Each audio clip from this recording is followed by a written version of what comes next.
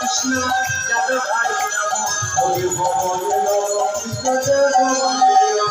যাদবাই মাধবাই কেশবাই নমঃ